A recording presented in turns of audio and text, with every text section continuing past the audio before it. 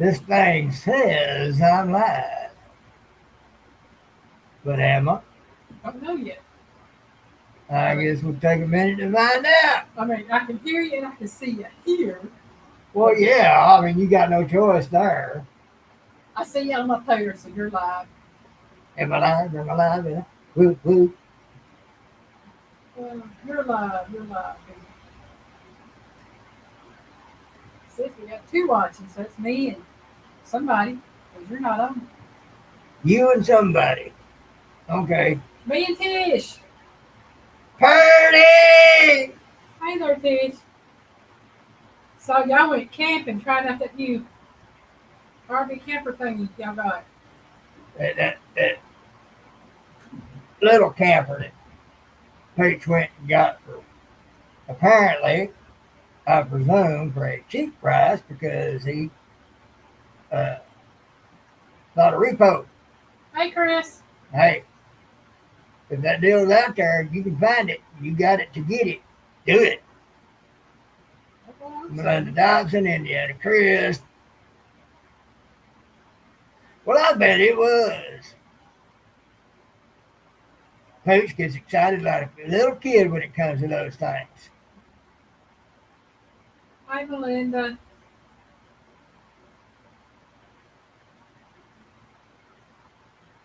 Let's say that would be nice for me and Piggy, but I want one that we can drive and not have to. Yeah, if I'm gonna have one, I'm gonna drive it. I ain't gonna pull it. But there's a little thing called having to back it up. Folks, I can't back a trailer up to save my life. I know the concept. I understand the concept. But I can't get what's in here to go to here in order to do this right here. Now you take me just a single vehicle and go to back it up. I can do that all day long. Mhm. Put a trailer on it, it ain't gonna happen. Just ain't gonna happen. Yeah, I've seen Paula trailer with the lawnmower on it. And he couldn't back it in. That Walters Oh yeah. took him a minute. Been a while. Yeah, it's been a great while.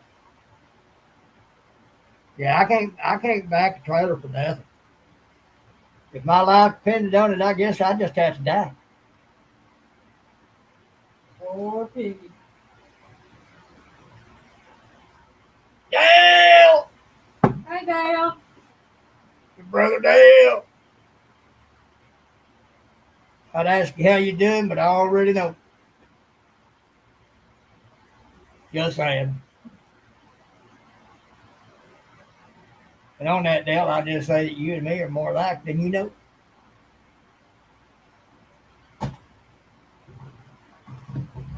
And you might notice she's already got your thing pinned up there so that people know to go to your devotional after I get done jaw jacking about whatever on here. Yep. David has one at 8 on Yeah, Revelations 4. yeah. I try to shout those two out every week. I'll tell you, I can't always get to everything. Either we're trying to do a video, I'm tired, we got something else going on, or I've done been in so many, I am wore out. It don't take much to wear this old piggy out. Where y'all see me right here is where I spend 90 to 95% of my time. Yeah. So I'm not very active. Being disabled, nerve damage, I can't get very active. So any activity wears me out. Just part of life. Bends over acres, howdy. I've been over acres.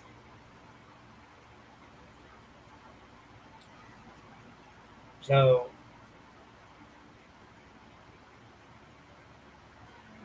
Barb, who's Barb? Is that Ben's Overacres? I think so. Well, how old are you, Chris? He's 61 or 62. 61 or 62. Well, you ain't got me but about 2 or 3. Try having your spinal cord damage right in here. I'll be 63. I was off. I was making him younger than he is. Well, still, he ain't got me but about 4.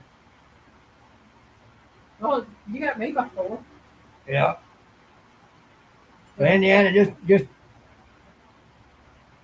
add enough damage to the spinal cord to make you 100% disabled on top of that. Plus degenerative disc, bursitis in both knees, and I think in my shoulders, plus asthma, plus shin splints from all the running I did in the Marine Corps. He's just wore out.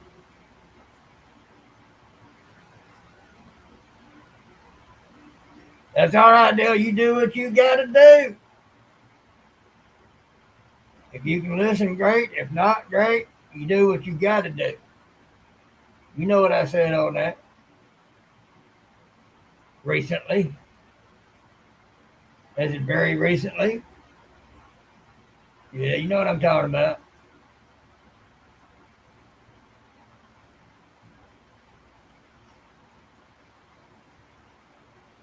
Yeah, I've got asthma, degenerative disc. I've got some birth defects that we learned of when I had that surgery. Yeah, so the damage to the spinal cord was such they didn't expect me to move neck down if I survived the table. I wasn't expected to live through that surgery. Not move neck down if I did. That's how bad the damage was. And not only did I move neck down, God made it to where I walked. My surgeon, the neurologist, he had a smile on his face, and I told him he saved my life. He said, "No, I just cleaned up a mess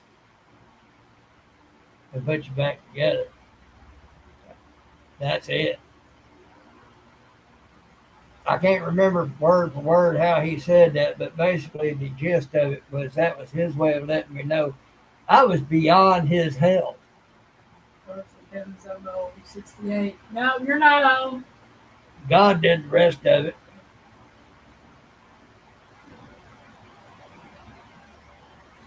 Yeah, Chris, it does suck living with pain. I don't know what DVT is. Deep vein thrombosis.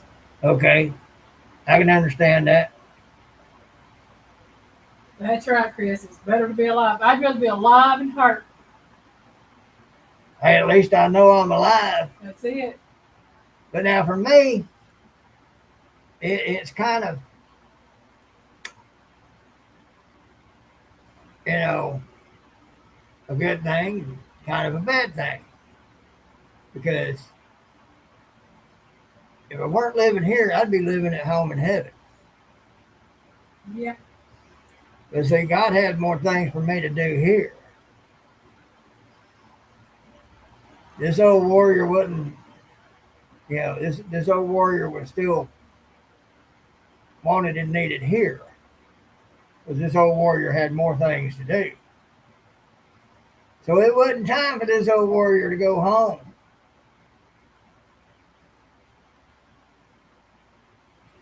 So for me, I'd have been just as well if it took me on home, but I have more to do here. It is not time for me to rest yet. Of course, I get there, I won't be resting either because he's got stuff for us to do there. Hate to break it to you, it ain't going to be riding around on a cloud, strumming a little harp, bling, bling, for the rest of eternity. He puts us through all this, first of all, to see if we'll choose him. Second of all, to mold us into what he has for us to be, because what we do in this world, serving him, it ain't done when we die. Because just our bodies die. Who we are goes on. And when we get there, we got things to do.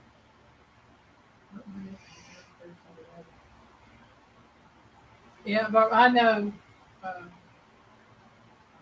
people that are close to us. The husband broke his neck. Well, he didn't break it. He got broke during the tornado, and he still works hard every day. He does, hard-working man. The difference is mine is it wasn't the neck itself that broke. It wasn't the bone. It's the disc. They were shot. Degenerative. They're going away. They're bad. And those discs had to be removed and replaced by cadaver bone to take up that space and then get fused together. And I got a titanium plate in here to help mend all that together and to help strengthen my spine right here. See, I had shards of stuff. My spinal cord, or spinal column, birth defect, is much smaller than it's supposed to be. So those shards that was in there swimming around my spinal cord had even less space to move around. So that means they were closer in on that spinal cord. And they were sitting there moving back and forth, sawing on that spinal cord. So that's where the nerve damage comes in. That's why they did not expect me to move my legs. That's why they did not expect me to move neck down if I survived the surgery. Because first and foremost, I was not expected to survive surgery. Not move neck down if I did.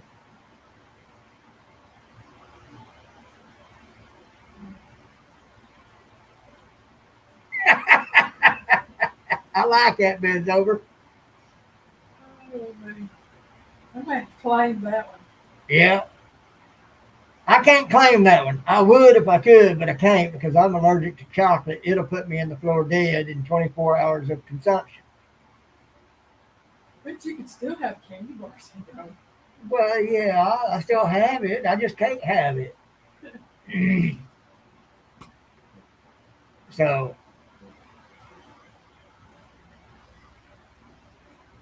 Oh, man.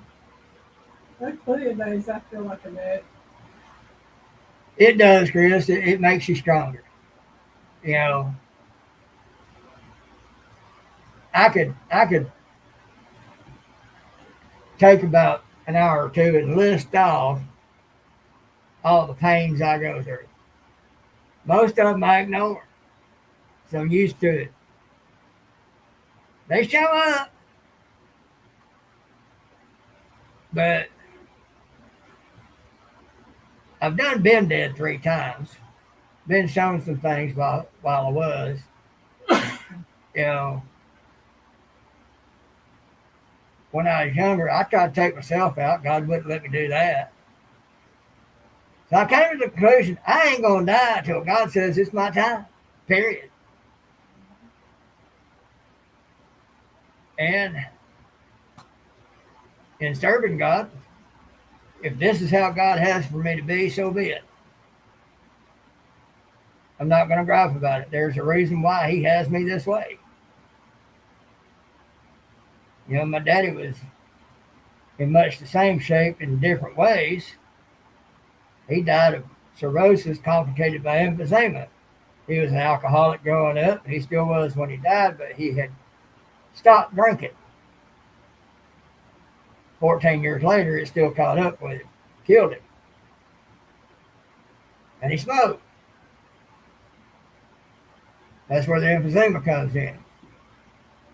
He wasn't smoking when he died, but he was chewing tobacco. You know,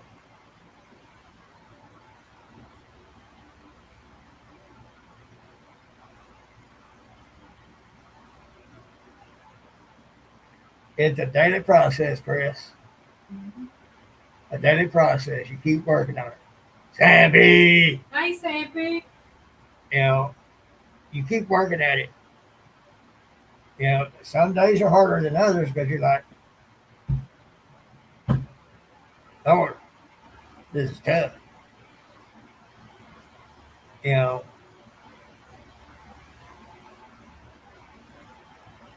but I imagine he suffered all of our lifetime's worth of pain dragging that cross up that hill after he'd been whipped with a cat of nine tails 39 times. 40 is the killing stroke. So he was near death while carrying that cross up that hill. He never even whimpered. You know, so he can do that for us. I can do this for him if this is how he has for me to be. See it. You know, and he was made to suffer even before the cat of nine tails. Now, folks, that cat of AI mustard, howdy, don't know you, but I'll get to know you if you stick around. You know,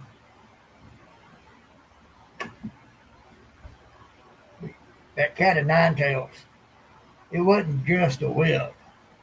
On the ends of it, it had tied shards of sharp bone and other things, to where not only did it whip you, it grabbed flesh and pulled it out as it came. And he got whipped by that thing 39 times. That's why number 40 is the killing stroke. It'll kill you. So he suffered before the whip, then he had to suffer the whip, and then he had to carry that heavy cross up that hill. Then he had those nails drove in. Then somebody stuck him in the side with a spear. You know, and then when he said it is finished, he gave up the ghost. Figure he can do that for all of us. I can live like this for him. This is how he has for me to be. This is how I'll be. You know, as they say, I could complain, but it wouldn't do any good. Because most people out there, they don't care no how. So what? A few people do. And I appreciate y'all. And I appreciate what y'all go through. But this is how God has for me to be. When my daddy died, when he was going through all that, last 2 years of his life, we had an actual father-son relationship. And I told him, I said, Dad, I said, you know, God can take all that off you if you just ask. He smiled at me with a knowing smile, and I thought he was patronizing me when he said, I know. I thought he was being patronizing when he said that. And then he said, sometimes God has to slow you down so you can do what it is that he has for you to do. Well, that was prophetic because I wound up in the same shape. Different way, different cause, but same shape. God had to slow me down so I can do what it is he has for me to do. And I told God, I said, well, God, I said, you know, I know you got something for me to do. I said, but I needed income. I was struggling. I was hustling. I was trying to get jobs and couldn't get a job. And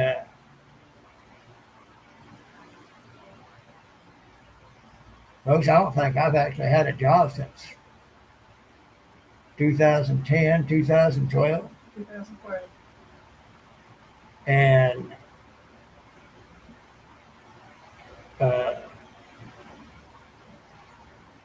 that was a long time ago. And that was before I became disabled. I was on unemployment. I was trying to find a job. And I was working with my neighbor trying to get a little bit. Then after a while, I didn't have unemployment. I told God, I said, God, I know you got something for me to do. I said, but I got to have an income to be able to do it. Working with my neighbor, half-inch, half-horsepower right angle drill. Got bound up. My elbow gave. It came up, hit me up under the chin. I went flying. Landed on the back of my neck. I suffered for about 2 months before I finally allowed Elaine to make the call. That night, when she made that call, I was in the hospital at the ER.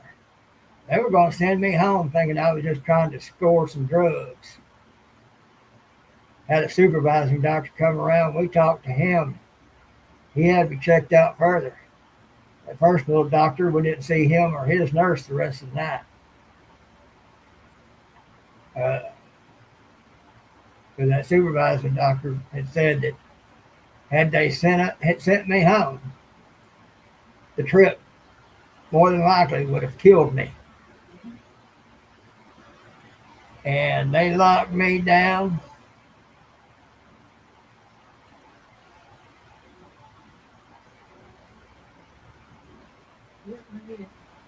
Check out that AI. Okay. And they locked me down. PSB, howdy. Hey, Paul, welcome in. Eric B, hello. Eric B, howdy. They locked me down. I smoked cigars at the time. They locked me down so bad they wouldn't even let me go back outside for a last smoke.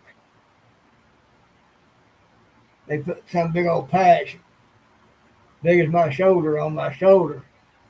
It had nicotine in it, but it also had an anti-anxiety medicine in it. I liked that thing. Did not even want to smoke. The next day, I met the urologist, surgeon, that was going to be working on me. He likes to be called Mr. Goodwrench. And he told us they was working on getting a OR. And I told him then, I said, it doesn't look like I'm going to walk, or it looks like I'm going to be totally paralyzed. I said, let me go. I said, I'm ready. He said, well, we're going to do the best we can to make sure you come through. I said, I understand that. I said, but understand what I told you. Well, for me, it was like the video clip going from one frame to the next, but however many hours it was later, 6-something hours? Surgery? Yeah. Time you went into surgery and the time you went, they told me it would take about 5 hours. At the 5.5 hour mark, I got a call from the OR. They said that you would be in recovery within the next 30 minutes. Yeah. So it took a while. Yeah, it was a good 6.5 hours of me sitting there, and I actually had to leave and come home to get everything so that I could stay at the hospital with him. And when he came out of recovery, I wasn't there. Yeah. Well, the reason for that, folks, is because of those shards floating around in my spinal column. They'd get a few out, and they'd take an x-ray machine, put in that open wound, so they'd take an x-ray of it to see if there's any more, check it, and go in and get what was there and do it again until they were certain they had it all. That's what took so long. So,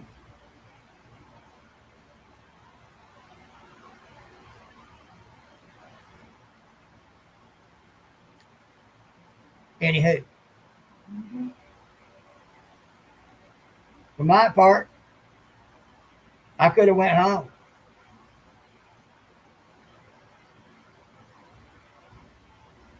But God's told me that he wasn't done with me here yet.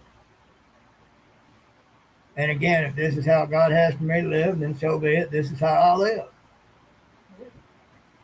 Until He says, my time to come home has come. So, you know, I'll tell y'all about an old boss of mine.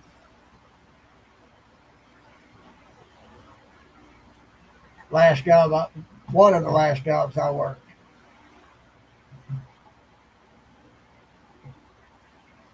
Me and him had problems at one time. He thought I was trying to take his job. I had, Aaron! Hey, Aaron, welcome in. I had to tell his boss that he needed to talk to his boy because he thinks I'm trying to take his job. Next thing I know, my boss come over here, talked to me. He said, come walk with me. I knew what it was about. So started up. And I told him in no uncertain terms, I said, look, you dumb SOB. I said, if I wanted your job, I could have had it before they even come to you because they came to me before they came to you, and I turned it down. Because I knew they was fixing to buy that department out, turn it into a different company. I didn't want to be the face of that company, number one. And I wasn't much of a mechanic for number two. And the two machines that we had in there needed somebody that knew how to work on them, or that could work on them and understand how they work and do them right. Now, when the opportunity came up to be a lead person in that department before it got bought out,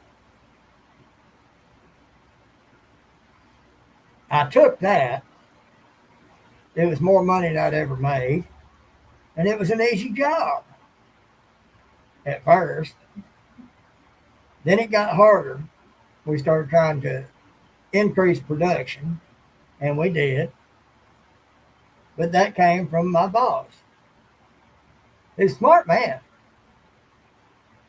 I'd say he was probably all but a genius, if not. He knew how to work on cars and different machinery, and he knew how to do some computer work and all that. He was good with that. What he didn't have was something I did: supervisory experience, how to deal with people, how to get things done, and how to appeal to the people to get things done. And so his boss told me, he said, just stick it out with him long enough to become what he needs to be, which was a proper supervisor, manager type person. Now, during the time I worked with him, I encouraged him to learn how to drive a big truck because trailers for the product we put out had to be changed out from time to time once we got one full. And until he learned how to drive that truck, we had to rely on the parent company to send a driver to come move that trailer. You never know when that might be. Well, the man was an excellent driver.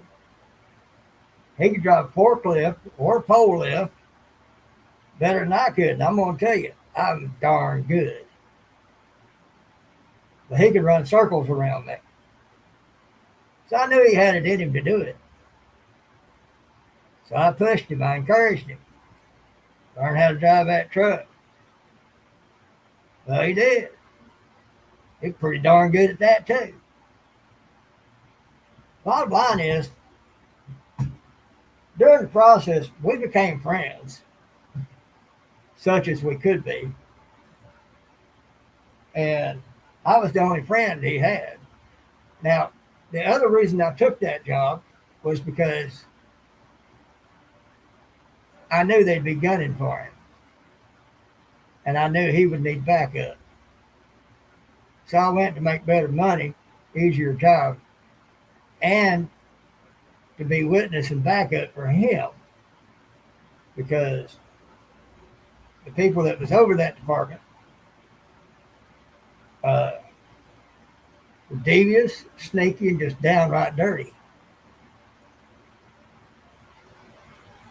With me in the way, they couldn't get to him. Now, I did a lot that man don't know about,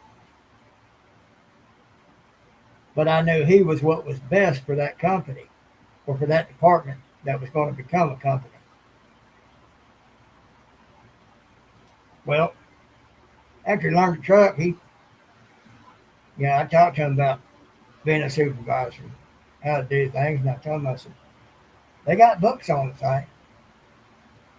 They got things you can learn from in order to better yourself and know better what you're doing with such things. What's the next thing I see? I see him come walking by with a small stack of books in his arm, hanging down to his side, headed off to his office area.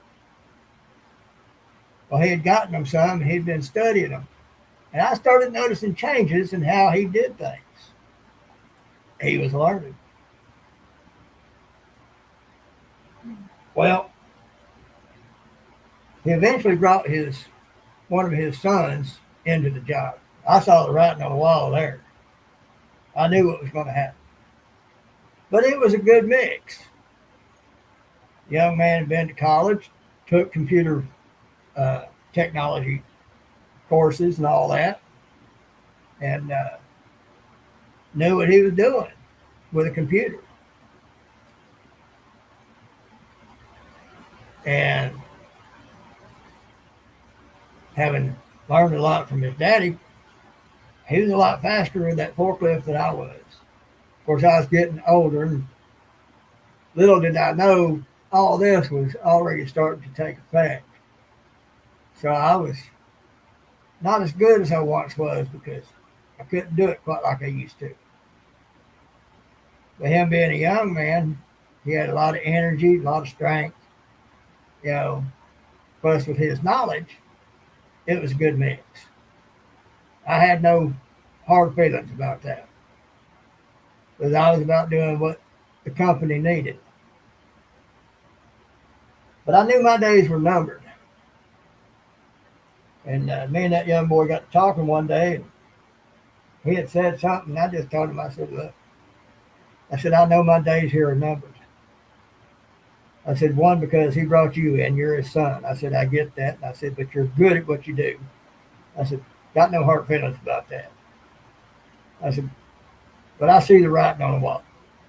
I said, I know it's coming. Well, a few days later, it came. Now, my boss worked it out to where I was able to get unemployment and all like that after I was let go.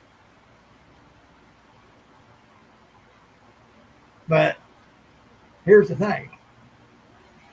I left a couple of things there. And so my old boss, he made arrangements for us to meet so he could give me those things. They weren't worth nothing. I didn't need them, couldn't use them. But he wanted to meet outside of work to give me those things, not so that he could give me those things, but so that he could apologize for what he had to do. I told him, I said, Dennis, I said, Jack told me to stick it out with you until you learn how to be a proper manager supervisor. I said, and you did just that. I said, you became a proper manager supervisor. I said, but you had one final test to see if you were management material or not. I said, it's one thing to let go a regular employee. I said, it's an entirely different thing to fire a friend. I said, you passed. Folks, the look on his face, you could have heard a pin drop. We was out in the parking lot down the dock, and you could have heard a pin drop. His jaw was on the ground.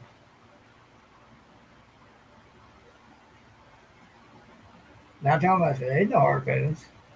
I said, you had something you had to do. I said, there was a test you had to pass. And the only way to do that was to do what you did. And you passed that test. I said, that means you were worthy and deserving of that job because you can make the hard decision. It's one thing to fire somebody. It's another thing to fire a friend. And my termination came about because of some political things going on within the company. So that's another reason why I saw it coming. I might look dumb, but little do people realize. I think that's another thing that blew my boss away because I knew it for what it was, saw it coming, and knew that it had to be. And I just told him, I said, I'll be all right. I said, I'll make it. I said, but you had one final test to pass, and I was it. I said, you passed that test. I said, it means you're worthy and deserving of that job. I said, as it should be. And I told him, I said, you were the best choice for that job. I said, because you knew how to work on the machinery as well as do everything else you've done. I said, I was just there to support you and back you up and be a protection against those that would be coming after you. As you saw, they did try to come after you. I said, until you learned what you needed to learn. I said, I had that experience, you didn't. And, you know, there we go. I wasn't mad about that. We've lost contact long ago. I did see him with his at dentist office once. Well, turns out his bosses were doing some shenanigans,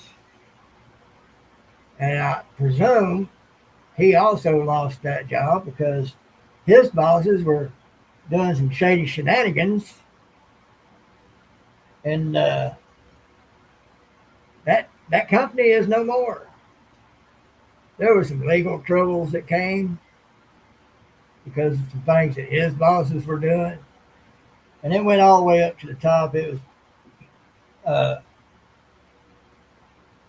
the big man over the entire carpet industry that we represented was part of being behind it. And he had already been in legal troubles, the taxes, IRS stuff, so that all went bust in the end anyway. God looked out for me, made sure I wasn't in that position. Now, ain't that something? Tell you about another friend. Good woman. Love her and her husband both. Don't get to see them much, don't get to talk to them hardly ever. Now, they're the ones that came and put that thermostat housing and that battery into the car for us when all that was going on. But it was her mama that made the marching orders on that. She was the one that saw that GoFundMe pop up on Facebook. And she looked at my friend and told her daughter, and said, he needs help. And there they came. It'd been a long time since the last time I got to see them. Long time, years. Well, there was another time prior to that. She had called me. She was feeling bad because she hadn't been around to hang out and talk with her big bro. That's what she calls me, her big bro. And everything was in a grocery store parking lot over across where the new Publix is now. Elaine was in the car with me. And I sat there and talked to her on the phone. And she was apologizing for not having been around and not having contacted me. This, that, and the other thing. I told her, I said, sweetie, I said, one, we have different circles. I said, I knew when you got back on your feet, you got to working again. I said, yeah, you have a different expectations out of life. And you're still young enough that you could get out there and work towards that. And I said, you and Adrian now being together, y'all are able to work towards that and everything. And I said, me, I'm on limited income. So I can't afford to come running around hanging out with you the way you do in your circles. I said, I just don't fit in to those circles. I said, that's all right. I said, but even if I did have the money, I said, me being disabled as I am, I wouldn't be able to keep up. I said, and that would hinder y'all from being able to get around and do all that y'all can do. And I said, I'd feel bad for being a hindrance that way because I'd be keeping y'all from being able to enjoy all that you can enjoy. Even if I did have the means financially to keep up, I don't have the means physically to keep up. And I get tired quick and easy. Yeah, so I'd just be a hindrance. And then that would make them feel bad because I had to leave early because, you know, they would still want to go on and do more. So everything works out the way it's supposed to, and it works out that way for a reason. I'm still here for her. She needs to call and talk, if she needs to call and talk, and she knows it. But I told her that night, I said, we run in different circles. We're in different tax brackets. I said, there ain't no shame in that. If you and Adrian got something going on, I said, yeah, y'all are able to afford to do this and that and everything. I said, I can. I said, but even if I could, I couldn't keep up if I did. I said, still it all works out to the good. I said, that won't keep me from loving you, and that won't keep me from always being here for you if you need me. You know, but life takes us in different directions, and you have to go one way, and I encourage you to keep following that way. I said, my life has me going this way.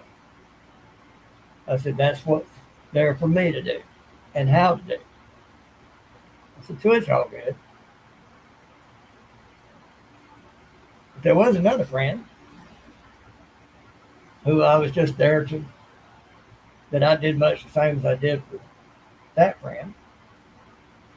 I gave them a place to stay until they got back on their feet. Had both of them here at one time. And but the one used that time very well, and the other one didn't actually squander that time, but took their time. But while they were transitioning, one, the second one I'm talking about, did something one night that put me in a bad way and put me in a sort of jeopardy, and never thought twice about it. Okay. Well, I knew she had her sights on goals that I couldn't provide. And that was all good too.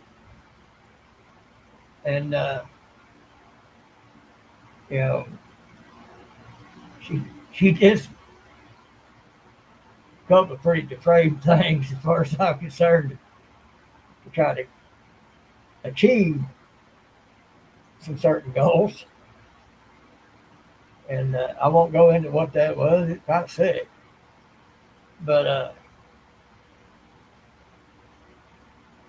one made good use of the time and made good use of where it went. One made use of the time, but was a user. Now I still love that person. You know, I have no ill will for that person, but I'm not going to go out of my way either. But she finally went and got with someone that is a good man and somebody that would take good care of her. Yeah, so she became content. Boy, did she become content. And but that's how she wants to live her life. That's her. You know, uh, I'm sure she treats that fella well. But you know, he was a something to fall back on type of thing. And she stuck with him since then. But you know, but never once has had a moment to contact me and have any kind of remorse or apology for having done some things the way she did. But I'll never have no ill will for her, even those who spitefully use me and try to make me the problem when they are. Got no ill will for them. God will deal with them. You know, but it's like I recently told someone what Jesus said on the cross, Father, forgive them for they know not what they do. And folks, they don't. That's why we're to forgive. It's a spiritual battle, and what's in the spirit affects what's in the physical as we know it. It's much bigger than what we see and perceive. Much bigger. You got children of God, you got children of wrath. The children of God are led by God, children of wrath are led by Satan. And even children of God at times, when they are tempted of something of the world, they're going to be tempted of Satan and listen to him for a minute to do something that is untoward. But it is all coordinated by God himself, and nothing happens that God does not allow, because God is the reason for it all to begin with. He wrote it all before all this was put into motion, beginning to end. Every program and every sub-program was written in what was to do, when it was to do it, how it was to do it, and why. It's not just them. It's not just that person that comes against you. It is Satan whispering in their ear that's coming against you. So therefore, they know not what they do when they do it. Now, on the surface, they think they know what they're doing. Oh, well, if I flake this off, I can do this over here. But in the spiritual, it's Satan whispering in their ear, hey, you do this, He knows how bad it's going to hurt you. But Satan is trying to stop you from doing what God has led you to do, what God has put on your heart to do. And if you let the physical hurt you to a point of not doing what God told you to do, Satan wins. And he gets a twofer. He gets you hurt by a friend. And he gets you to stop doing what God told you to do. It's not just them. It's Satan. That's Satan that's coming against you. Not just that person. That person may not realize what they've done or why they've done it. Just depends on the situation. And, you know, maybe they do know what they're doing. But if they do, they're more forsaken than what they show to be. Just don't know. I don't know the situation. If I did, I could tell you if I knew more. But it's not always for me to know.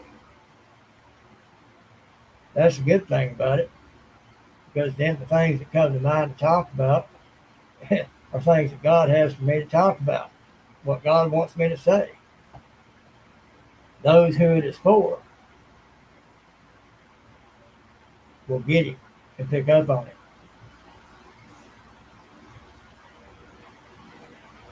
Yes, sir, he is. And he's just waiting on those who are hurt by such things to stop doing what God told them to do. And that's what he's going to bite down. But we go through these things because God is teaching us something. God is showing us something. We ain't here for friends. We ain't here for money. We ain't here for anything. If we're called of God, we're here for God and nothing but. It ain't about the numbers. It's about the quality of those that are affected by what is said. It is about the quality of what people get fed in the Spirit. God has ones he chooses to feed his flock. And woe be unto you if you quit feeding his flock. It doesn't matter the numbers in that flock. It only matters that you feed that flock.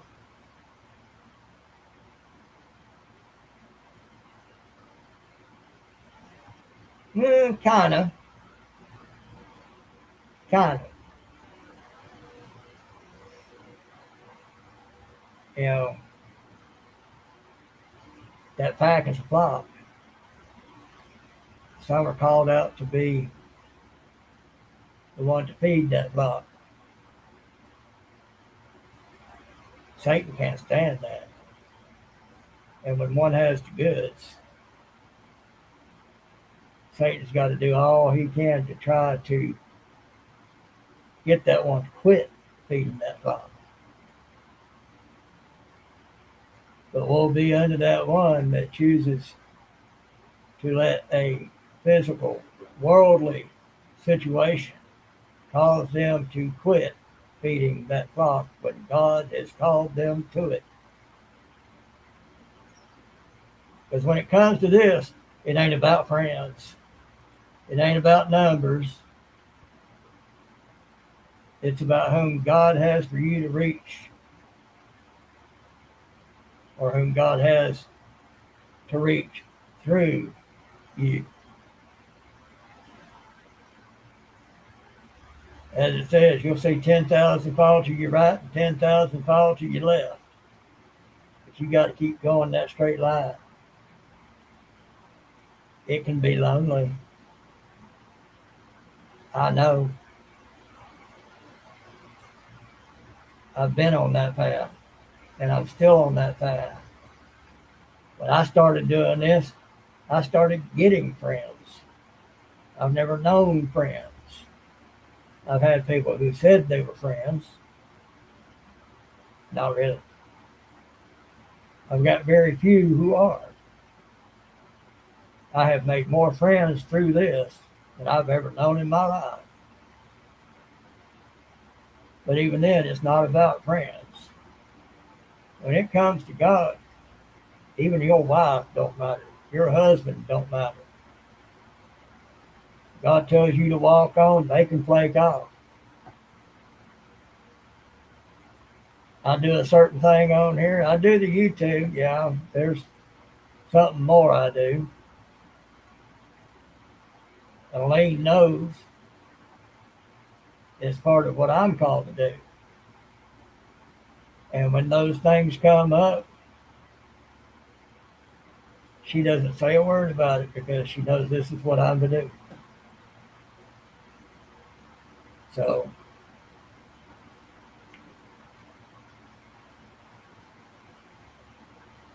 and there's something I told somebody in a message very recently. Matter of fact, today, when I told you that, I felt the Holy Ghost on it. God, God's bringing you up. So be ready for that breath of air when you come up above the surface of that water. Amen. And with that, folks, I'm going to say that part of the live is over because that was the last of the steam on that. That's all I got to say on that. I ain't got nothing else coming. And as I also said to that one, I don't prepare for these things.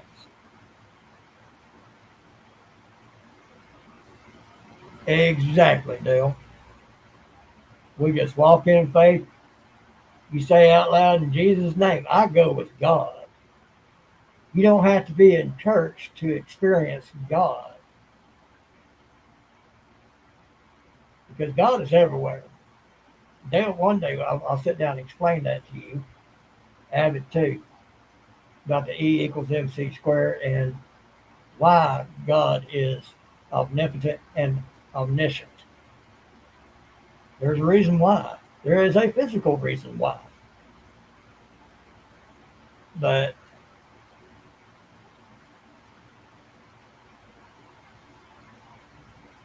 God is everywhere. So you say, I go with God in the name of Jesus. And everywhere you go, you don't matter where you're at, God will be there. You ain't got to be in church to experience and feel God. Anywhere you go, you can experience and feel God because I go with God in the name of Jesus. You have nothing to fear. And I've done that in situations where my knees shook as I said it and walked on towards what I had to walk towards. But God was there. Amanda Doll, howdy. Hey, Amanda. And folks, the steam is gone. So with that, I'm going to say the message has been delivered and received. And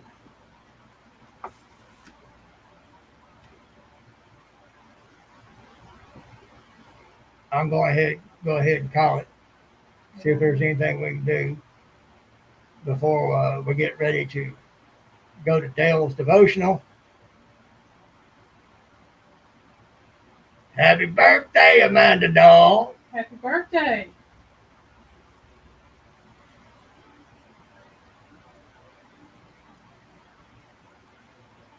I seen Beverly Moffett come in on us.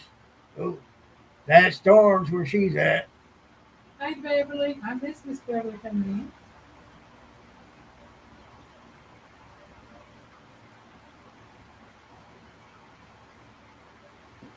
Well, Evan, as I understand it, I wouldn't be able to hide from Bigfoot if I wanted to. So there you go.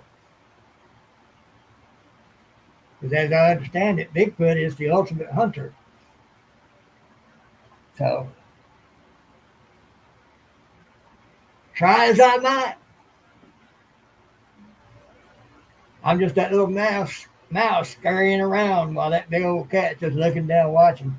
Like, I got you when I want you. While you're finishing up, I'm going to get stuff set up in there. Finish up in here. Okay, folks. She's going to get started on something she got to do. I'm going to see what I can do to help her out with that. And get ready for Dale's devotional. I think his information is pinned to the top, so if you want to go up there and go ahead and get ready to be in his devotional, do so. I will be there. I don't know if I'll be commenting or not, depends on what's what, but I will be there and I will be listening because you never know who all is part of the flock getting fed. Piggy loves you.